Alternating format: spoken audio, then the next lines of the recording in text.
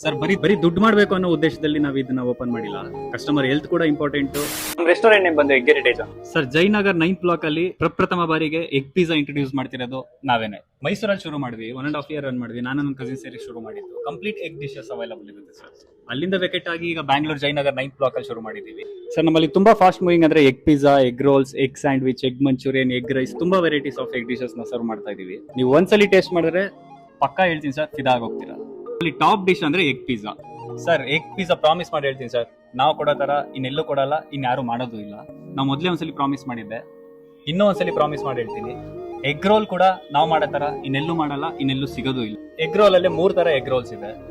ಬಡ egg roll, egg paneer roll. ನಮ್ಮಲ್ಲಿ ತುಂಬಾ ವೆರೈಟೀಸ್ ಆಫ್ ಎಗ್ ಡಿಶಸ್ ಇದೆ.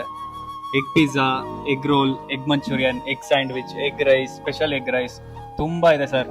ಎಗ್ ಲವರ್ಸ್ಗಂತೂ ಮಾಡಿಸಿದ ಜಾಗ ಅಂತಾನೆ ಹೇಳ್ಬೋದು. ನಾವ್ ಯಾವ್ದೇ ತರ ಅಜಿನೋಮೋಟೊ ಆಗ್ಲಿ, ಕಲರ್ ಆಗ್ಲಿ ಯೂಸ್ ಮಾಡಲ್ಲ. ಕಸ್ಟಮರ್ ಹೆಲ್ತ್ ತುಂಬಾ ಇಂಪಾರ್ಟೆಂಟ್ ನಮಗೂ ಕೂಡ.